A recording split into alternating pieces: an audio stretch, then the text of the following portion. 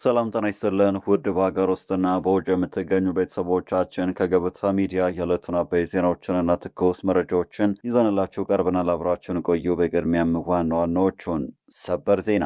ደብረጽዮን ገብረ ሚካኤል ራሳቸውን ሾሙ። ጊዜያዊ መንግስቱን በማፍረስ የራሱን አስተዳደር ያነበረው የህወሓት ቡድን በትናንትናው ዕለት በክልሉ የሚተገበር አፋኝ ረቂቅ አዋጅ የማጽደቁ ይታወሳል። በሌላ በኩል በሱዳን ድንበር ሸረሪና አካባቢ ዳግም የድሮን ጥቃት መፈጸሙ ተሰምቷል። በትግራይ በኩል መከላከያ ድንበር ላይ ባለመኖሩ መንግስት በድሮን ድንበር እየጠበቀ ነው ተብሏል። በዝርዝር እንመለከተዋለን። በሌላ ዜና በጠለምት ግንባር የህወሓትና የፋኖ ኃይሎች ሙሉ በሙሉ መደምሰሳቸው ተሰማ። በሰሜን ኢትዮጵያ በተለይም በትግራይና አማራ ክልሎች እጅግ አሳሳቢና ወሳኝ የሆነ ወታደራዊ እንቅስቃሴ እየተካሄደ መሆኑን የደረሱን መረጃዎች አመላክተዋል። ትሰሙታላችሁ። ይህ በእንዲህ እንዳለ የትግራይ ወጣቶች ክልሉን ለቀው እየወጡ ነው ተባለ። በትግራይ እየተካሄደ ባለው የጦርነት ዝግጅት ምክንያት አጠቃላይ ማህበረሰቡም ሆነ ወጣቱ እጅግ አስቸጋሪ ጊዜን እያሳለፈ ነው። ዝርዝር ዘገባ አለን። ቻናሉን ሰብስክራይብ፣ ቪዲዮ ላይክ በማድረግ እስከ ፍጻሜ አብራችሁ እንድትቆዩም በአክብሮት እንጠይቃለን። ወደ ቀዳሚ ጉዳይ እናምራለን። ደብረጽዮን ገብረ ሚካኤል ራሳቸውን ሾሙ። ጊዜያዊ መንግስቱን በማፍረስ የራሱን አስተዳደር ያነበረው የህወሓት ቡድን በትናንትናው ዕለት በክልሉ የሚተገበር አፋኝ ረቂቅ አዋጅ ማጽደቁ ይታወሳል። እንደ ሻዕቢያ ሁሉ ወታደራዊ ግዳጅን ግዴታ የሚያደርገው ይህ አዋጅ ታዲያ አንድ ልብ ያልተባለ ስልጣንን ለደብረጽዮን ገብረ ሚካኤል ሰጥቷል።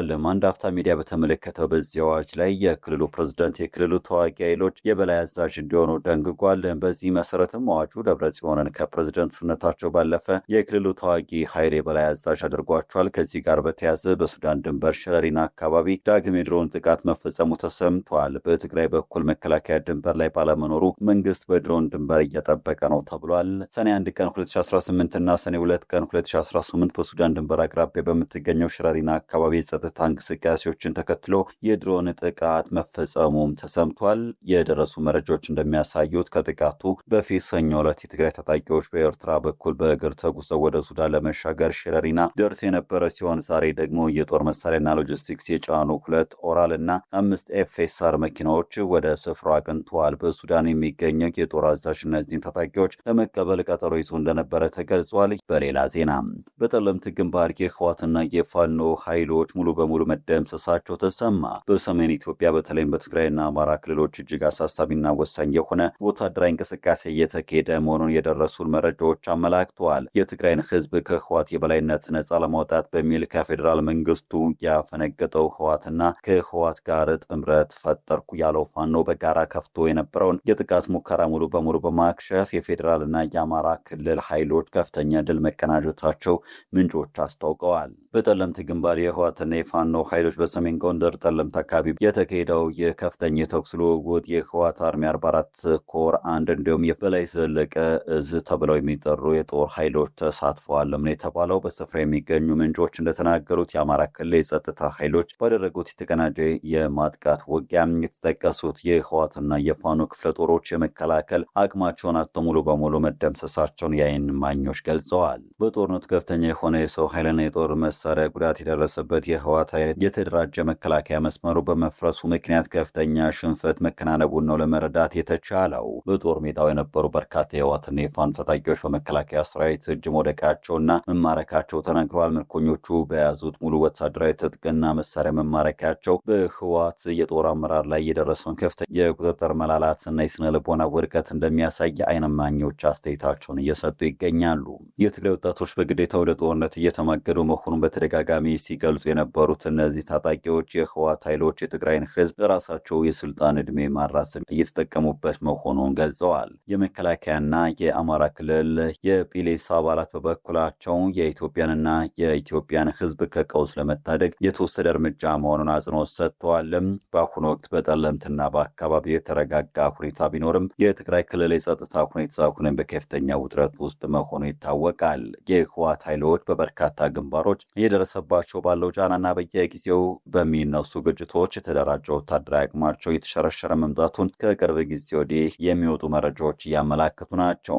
የመከላከያ ሰራዊት አባላት በወሰዱት እርምጃ የህወሓትና የፋኖ ህልውና ትግል አደጋ ላይ መውደቁን በግልጽ ያሳየ ከፍተኛም ክስተት ሆኗል። በቅርቡ ኢትዮጵያ ለማፍረስ ካውንስል መሰረትን ሲሉ የነበሩት ፋኖና ህወሓት ይህ ጸረ ኢትዮጵያዊነታቸው ገና ሳይጀምሩት እየተበታተኑና እየተፈረካከሱ መሆኑም ነው የተነገረው። በቀጣይ መረጃችን የትግራይ ወጣቶች ክልሉን ለቀው እየወጡ ነው ተባለ። አስተያየታቸው ለዶይቼ ቬለ የሰጡ የክልል ወጣቶችና በክልሉ ያለውን ፖለቲካዊ ሁኔታ በቅርበት የሚከታተሉት ወገኖች እንደሚናገሩት ማህበረሰቡ ተደጋግሞ በሚመጣው ጦርነት መሰላቸቱን ይናገራሉ።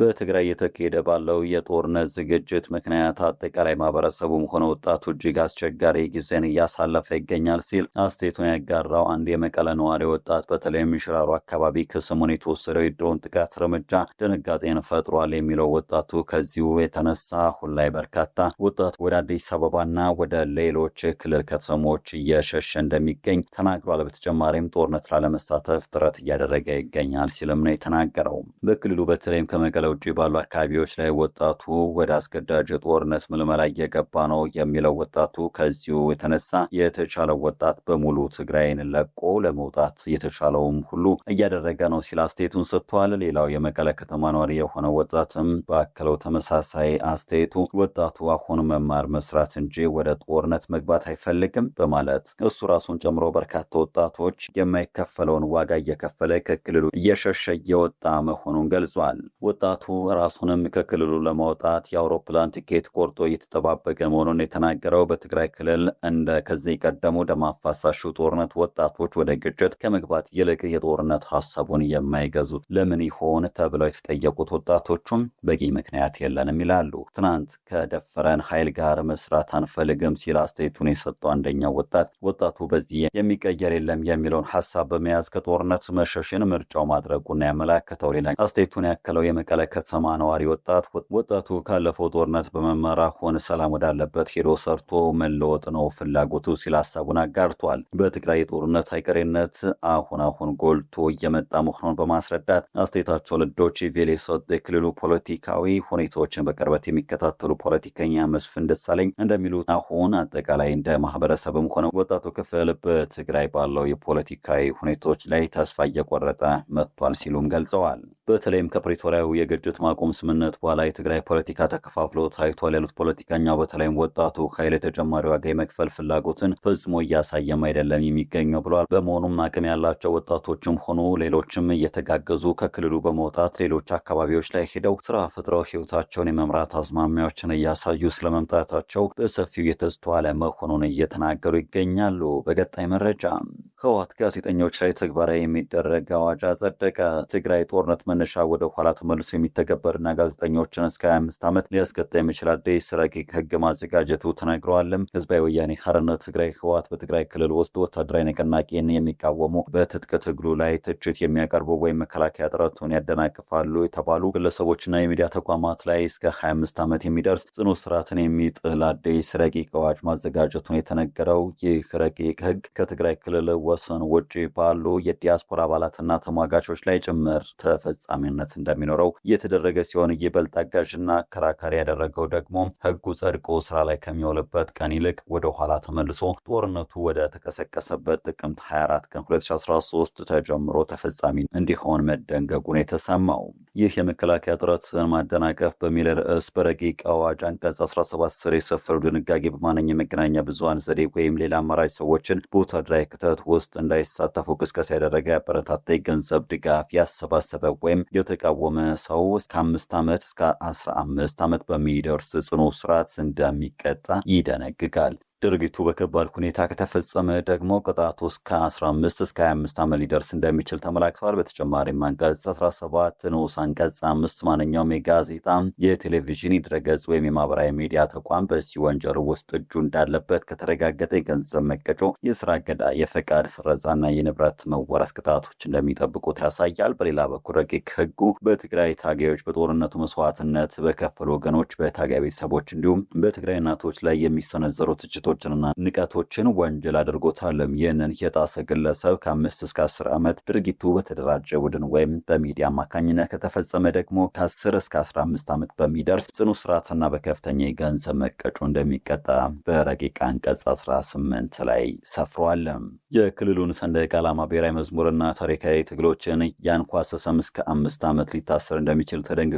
የህግ ባለሙያዎችና ተቺዎች ረቂቅ ህጉ በክልሉ ያለውን የመናገር የመጻፍና የፕሬስ ነጻነት ሙሉ በሙሉ ያሳጣና የፖለቲካ ልዩነትን ሊያጠፋ ይችላል የሚል ከፍተኛ ስጋትን ፈጥሯልም። በተለይም ህጉ ወደ ኋላ ተመልሶ ባለፉት 6 ዓመታት በተከናወኑ ድርጊቶች ላይ ጭምር ክስ ለመመስረት የሚያስችል መሆኑና ከክልሉ ውጭ ባሉ ማህበረሰቦች ላይ ተፈጻሚ እንዲሆን ማድረጉ ዓለም አቀፍ የህግ መርሆችን የጣሰ ነው በማለት ተቃውሞታል መባሉ ተዘግቧል። ወደ ተመልካቾቻችን ለዛሬ ያዘጋጀንላችሁ አበይት ዜናዎች እነዚህ ነበሩ። ገበታ ሚዲያን ሰብስክራይብ በማድረግ ቤተሰብ ይሁኑ። ጤና ይስጥልን።